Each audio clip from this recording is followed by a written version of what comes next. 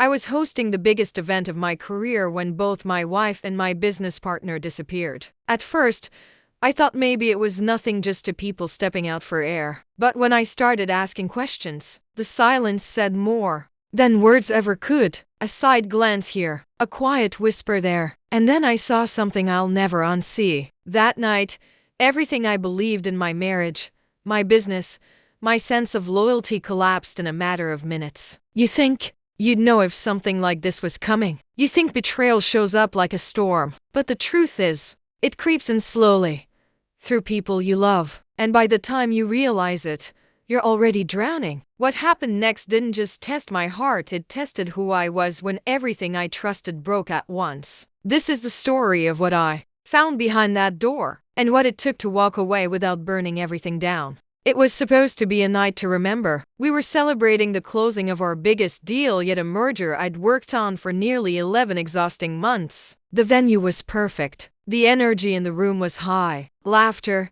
champagne, string lights. It felt like the payoff to all those sleepless nights.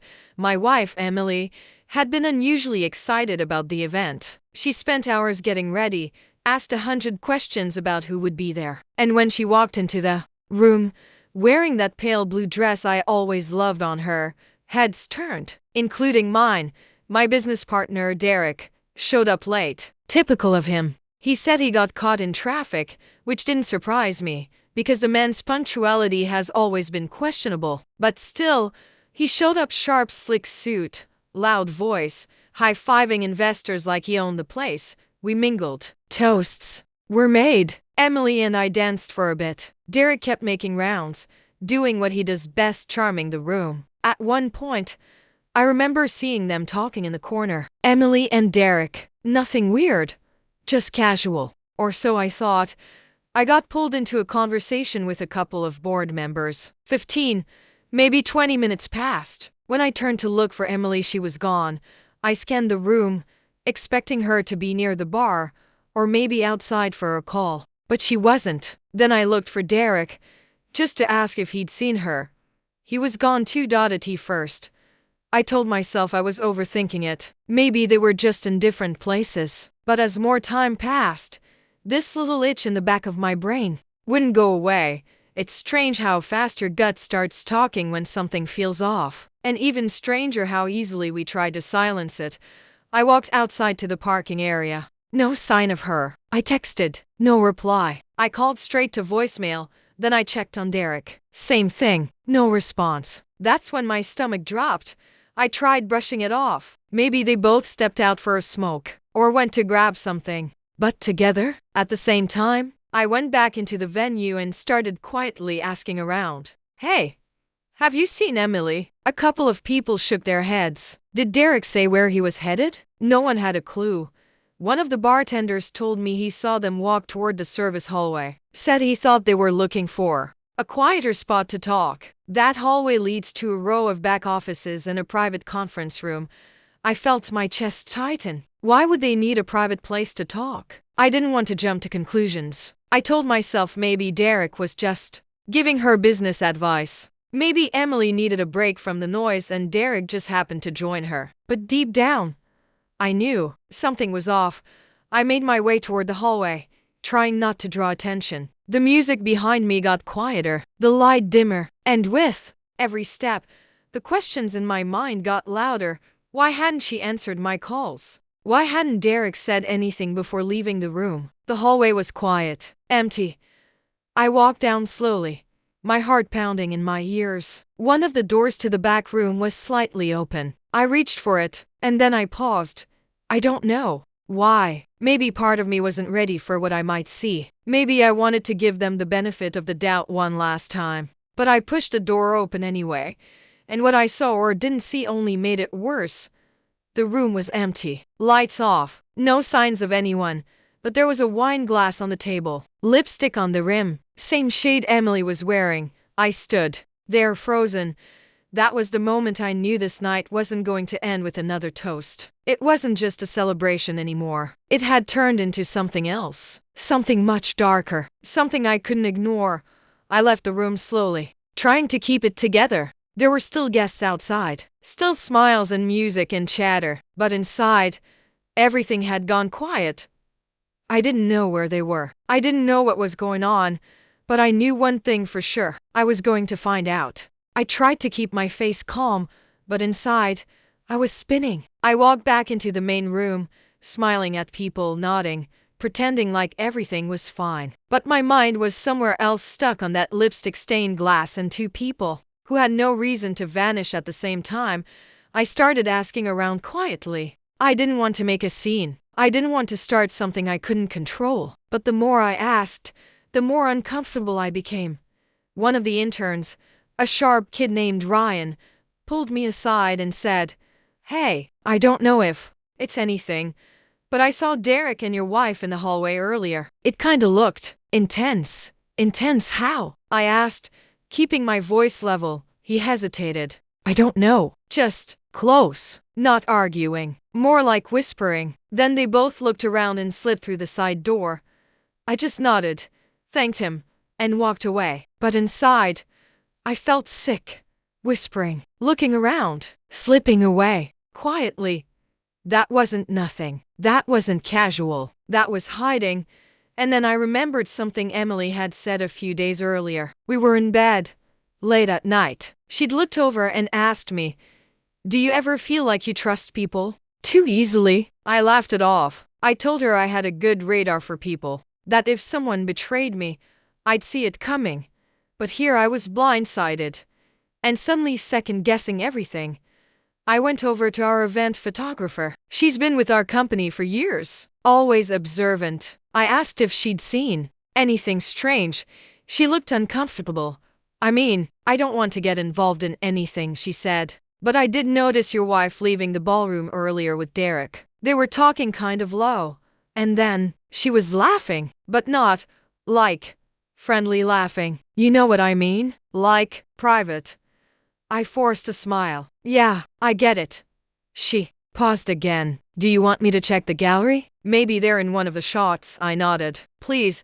She scrolled through her camera, flipping past images of people dancing, smiling, raising glasses. Then she stopped. "There," she said, and there they were, Emily and Derek, in the corner of the frame, her hand lightly on his arm, his head tilted toward hers, their bodies just a little too close, their expressions a little too intimate. It hit me like a punch to the chest. I stared at that photo for what felt like forever. I wanted to scream. I wanted to storm out and confront them. But where would I even go? I didn't know where they were. I thanked her and walked outside, into the night air, hoping the cool breeze would help me think. And that's when I heard it, a couple standing near the edge of the garden, whispering to each other. The woman said, "I knew something was going on between those two." "I told you," the man replied. "She's married to the guy running this whole thing." "You think she'd be that reckless?" The woman laughed softly. "People are always reckless when they think no one's watching." I didn't say a word. I just kept walking, pretending I hadn't heard them. But I had, every single word. I pulled out my phone and tried Emily again. Straight to voicemail. Same with Derek. I opened our shared location app. Emily had turned hers off. That had never happened before. Never. My mind spiraled. Were they just talking? Was this emotional? Physical? How long had it been going on? I tried to remember moments, the way Derek used to joke with her at company dinners, how Emily would ask me how his divorce was going, how she said he needed a friend. Was I blind? Or did I just not want to see it? I walked back toward the venue. But everything felt different now. Like the walls were closing in. Like the night had turned on me. Every smile I saw suddenly felt fake. Every toast echoed like mockery. I felt like the idiot in the center of it all, the guy who worked himself to the bone for a company he built, with a partner he trusted, and a wife he adored. And now I didn't know who either of them really were. I walked past a group of employees laughing near the bar, and one of them glanced at me, then quickly looked away. That glance told me everything. They knew, or they suspected, and they were waiting to see what I would do. I had no answers, just 100 questions swirling in my head, and a cold, sinking feeling in my gut. This night was unraveling fast, and I had a feeling things were only going to get worse. I didn't want to go back into that ballroom. Not with those eyes on me. Not with my stomach tied in knots and my mind racing 100 miles an hour. But standing out there in the cold wasn't going to give me answers either. So I walked, not toward the crowd, but toward the hallway Ryan had mentioned earlier. The one where he saw them slip away. I wasn't sure what I was expecting, maybe nothing. Maybe I just needed to prove to myself that I was overthinking, that this was paranoia, that my trust wasn't misplaced, but I couldn't shake the feeling. That gut-deep warning that something had shifted, that tonight was going to change everything. The hallway was dim and quiet. Just a soft echo of music from the main room and the low hum of my thoughts, growing louder with every step. And then I saw it, the side door slightly ajar. I froze, my hand hovered near the knob, part of me wanting to turn back, to just walk away and pretend this was all some misunderstanding. But I didn't. I pushed the door open slowly. It led to a storage room. Nothing fancy, shelves, extra tablecloths, event supplies. But it was what I saw at the far end that knocked the air out of me. Emily. And Derek. Not just talking. Not standing at a distance. She was pressed up against the shelf, his hand on her waist, her lips on his. They didn't hear me at first. I didn't even know if I made a sound. I just stood there, watching the woman I loved, the man I trusted, tangled up in the kind of moment that doesn't just happen once. Emily's eyes opened. She froze. Derek turned, and when he saw me, he stepped back like the floor had dropped out from under him. Wait, Emily started. But I didn't want to hear it. I couldn't. I just stared at them, my chest tight, my thoughts spinning so fast I couldn't grab a single one. The only thing I could feel was the betrayal, slicing through everything I thought was solid. How long? I asked. Neither of them answered. Don't lie. How long has this been going on? Emily's voice shook. It wasn't supposed to be anything. It got complicated. Complicated. I laughed, but it came out hollow. Is that what you call this? Derek stepped forward, hands up. It just happened, man. We didn't plan, you didn't plan. I snapped. You didn't plan to sneak off together in the middle of a night I built? You didn't plan to cheat behind the back of the guy who gave you everything. Emily tried to reach for me. Please, I didn't want to hurt you. You already did. I said quietly. You both did. And I walked out. I didn't know where I was going. I just needed to breathe, to think, to process the fact that the two people I counted on the most had broken something I wasn't sure could ever be fixed. I found myself outside, sitting on the curb, staring at the parking lot lights. Everything around me felt blurry, like I was watching my life from the outside. My phone buzzed. It was Emily. I didn't answer. She sent a text. Please come home. We need to talk. But I didn't want to talk. Not now. I needed space. I needed clarity. I needed to understand how this even happened. Had I missed the signs? Had I been so focused on work, on building this future for us, that I didn't notice it unraveling behind my back? And what hurt the most was that neither of them chased me, not even Derek, my business partner, my best friend since college. I always thought I'd know if something like this was happening. I always believed betrayal came with warning signs, changes in behavior, weird phone calls, late nights, but sometimes betrayal doesn't scream. Sometimes it whispers, sometimes it hides in normal moments, in shared glances, in private jokes. You're not part of. I sat there for a long time, just letting the silence settle, letting the reality sink in. They were together, behind my back, during my event, in a room I paid for, and now, everything was different. The company, my marriage, my sense of what was real. It was all cracked, maybe broken, and I had no idea what to do next. But one thing I knew for sure, the version of me that walked into that event tonight was gone. And what came next wasn't going to be quiet. It's strange how quiet a house can feel after the truth walks in. Not storming, not shouting, just standing there.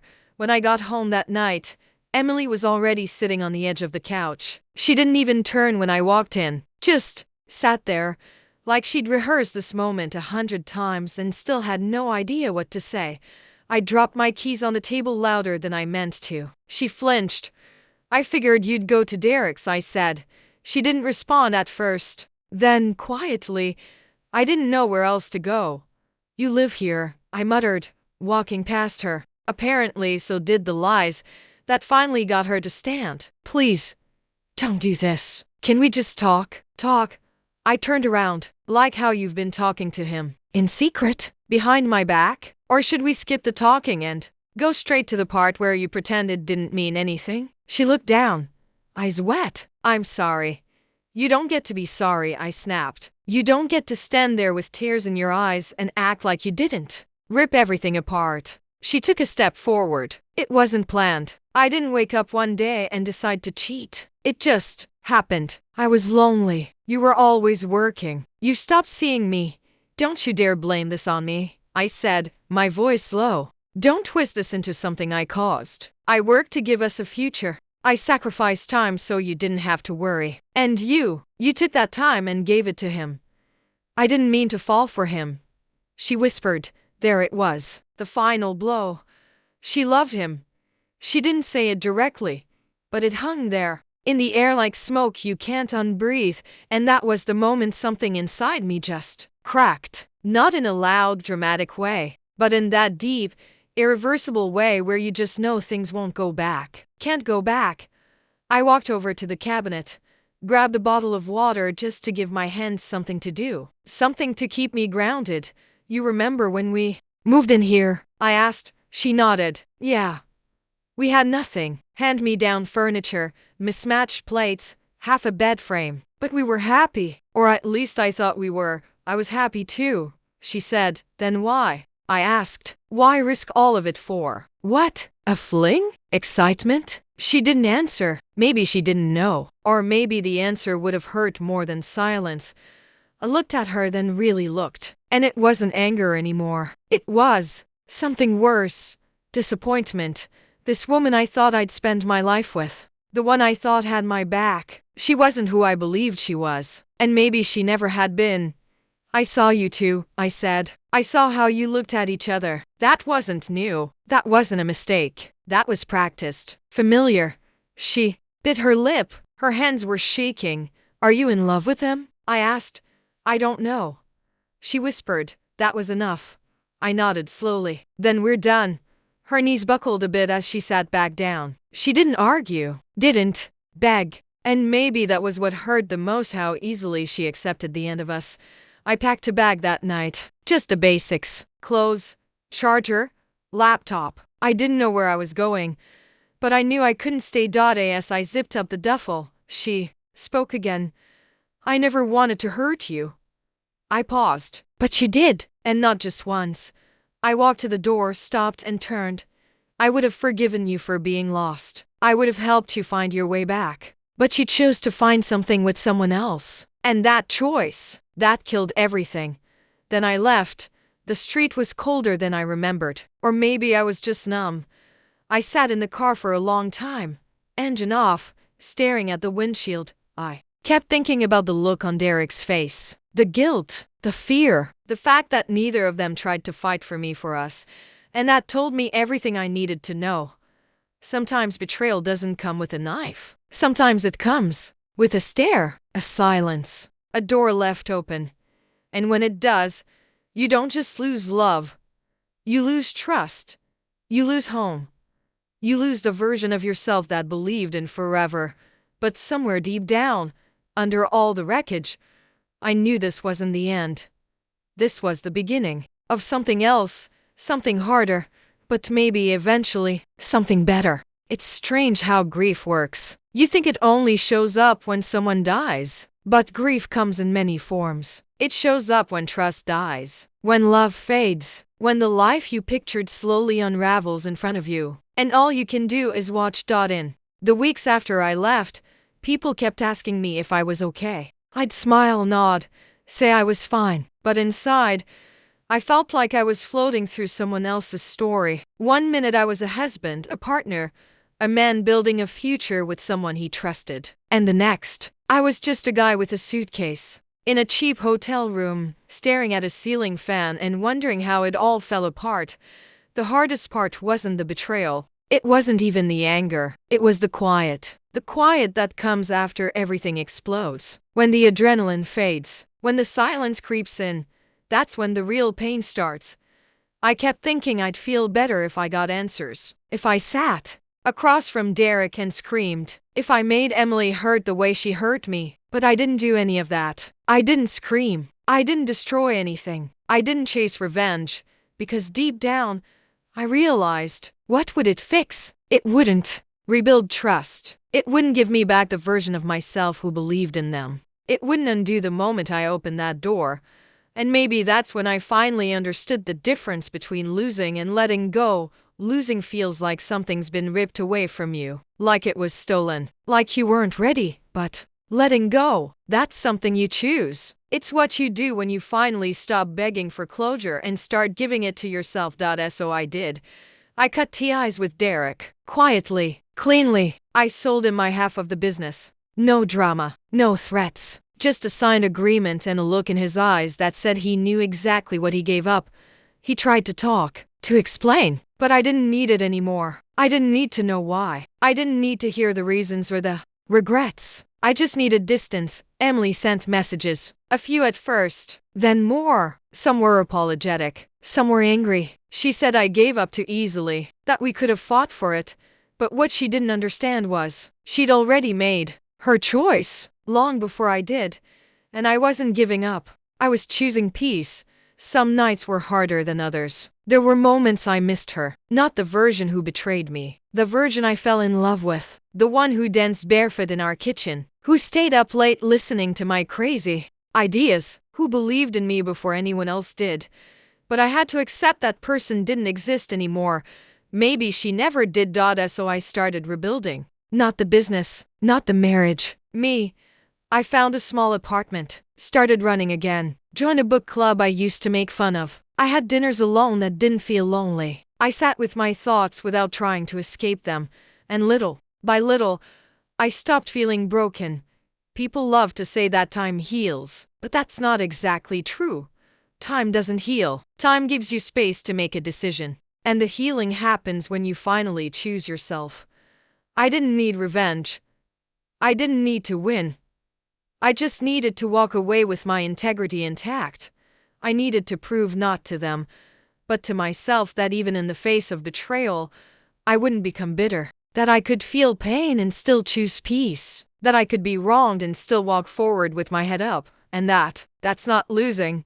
That's strength. That's freedom. So no, I didn't burn it all down. I didn't take them down with me. I let go. Because some endings don't need a dramatic exit.